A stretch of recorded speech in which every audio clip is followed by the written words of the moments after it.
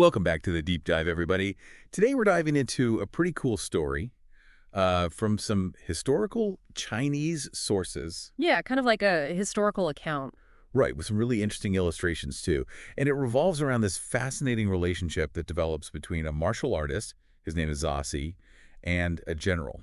And, well, let's just say their story has some really surprising turns along the way. It really does. Yeah. So our mission, if you will, is to kind of unpack these key moments for you all, break down exactly what goes down between these two and really try to understand how this relationship unfolds. Because, well, from what I've seen, it's not your typical meet cute. Oh, definitely not. One of the things that really grabbed me when I was looking at these sources was just how a chance meeting, totally unexpected, can have these huge unforeseen consequences. And I think as we go along, it'd be really interesting to look beyond just the events themselves and think about what they tell us about the characters, like their motivations, maybe even the society that they were living in. Okay, so let's rewind back to the very beginning of this story. The scene opens up it's described as a clear and bright time, a time when people are busy with ancestral graves. Yeah, I mean, I guess that was a pretty important activity back then. Yeah, for sure. Traditional stuff. And then in the middle of all this everyday life, we have a group of people who arrive at this old kind of rundown temple. And get this, the leader of this group is our guy Zasi. He's a martial artist. So immediately we know this guy's probably not just some random dude. Right, right. And he's checking out this dilapidated temple, and then boom, something catches his eye. It's a small detail, but when you think about it, it's actually pretty important. What is it? Footprints. Footprints. Yeah, recent footprints in the dust. Yeah. What's fascinating to me is that he notices this. It shows that he's observant, like he's paying attention to his surroundings. Maybe he's even a little bit suspicious. I love that you pointed that out. Because it's not just that there are footprints, it's that he notices them. Immediately we're wondering, who is here? What were they doing? And I bet Zasi is wondering the same thing. Exactly. And it's this curiosity that leads him to this, well, pretty unexpected discovery behind the temple. Okay, what does he find? It's a huge stone mortar. Like a big bowl. Yeah, but way bigger and made of solid stone. And the sources are pretty clear about how ridiculously heavy this thing is. Like 5 or 6 really strong guys couldn't even budge it. Whoa. So they're setting the scene here. We're about to see some serious strength on display. Oh, yeah. And then, out of nowhere, this incredibly strong dude just appears. And get this, he lifts the mortar like it weighs nothing, just picks it up like a toy. No way. The text describes him as this big, powerful guy, broad shoulders, totally built. Imagine how shocked Zasi must have been. I mean, I'd be speechless. So what does this guy do after he just casually lifts this massive stone mortar? He just plonks down on a stone step and starts eating a ton of food right out of the mortar. Uh-huh. Okay, so this guy's got a huge appetite to match his strength. Apparently.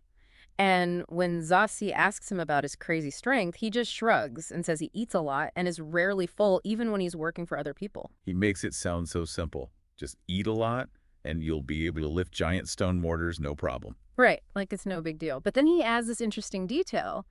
He says he doesn't know anyone in the military and doesn't even know where the barracks are. That's weird. It is. It's like he's this super strong dude just wandering around, disconnected from any kind of structure or power. Yeah, I'm really curious what Zasi does next. I mean, here's this incredibly strong guy just hanging out, doesn't seem to have a place to go. Does Zasi try to recruit him or something? Not right away, but what he does do is actually really cool. He politely invites the strong man to come home with him and offers to help him out. He's a nice guy. It really shows a different side of him. And the strong man, he doesn't hesitate at all. He just says, good. Straight to the point. Yeah. It speaks to a certain directness in his character. Maybe he was even a little desperate, who knows? But it's clear there's a level of trust there already. So they head back to Zasi's place. And I'm guessing Zasi sets him up with some food and clothes. You got it. And again, the text emphasizes how much this guy can eat. Like, enough for 6 people. Clearly, all that strength needs some serious fuel. So at this point, Zasi must be thinking, okay, I got to do something with this guy's strength. Yeah, he's definitely got potential. Zasi actually starts thinking about getting him into the military. He even gives him 50 taels of gold as a parting gift. 50 taels. Yeah. That's a lot of gold, right? Back then, it was a huge amount of money. It really shows how much Zasi wanted to help this guy out.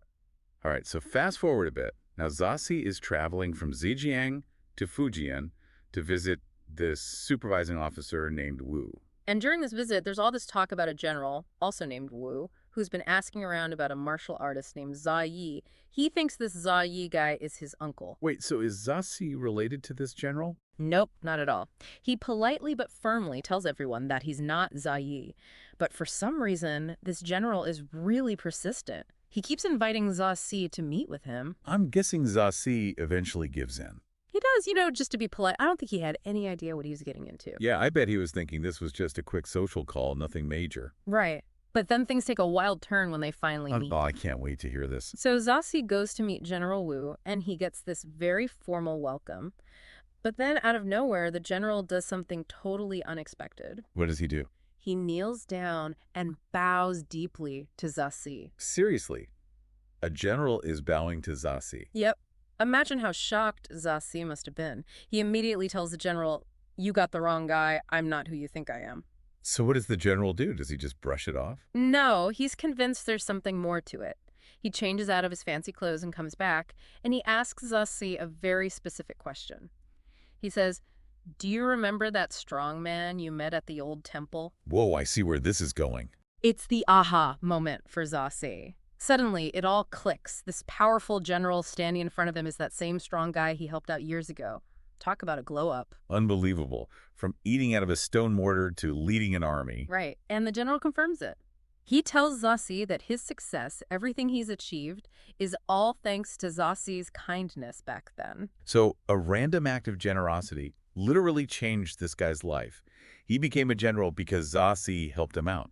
That's insane. It really shows you the power of small actions and how you never know how they might affect someone's life. Okay, so what happens next? I bet the general wanted to repay Zasi somehow. Oh, he definitely did. He throws these huge feasts for Zasi with entertainment and everything. He even tries to keep Zasi around longer by saying his carriage wheel needs to be fixed. A classic excuse. Totally. But while Zasi's waiting around thinking it's just a minor repair, the general is secretly preparing this massive gift. What was he planning? He's gathering up valuables, servants, horses, livestock, everything. We're talking about serious wealth here. He wasn't holding back. He was incredibly grateful. He tells Zasi, "Everything I have is thanks to you. I can't keep it all for myself."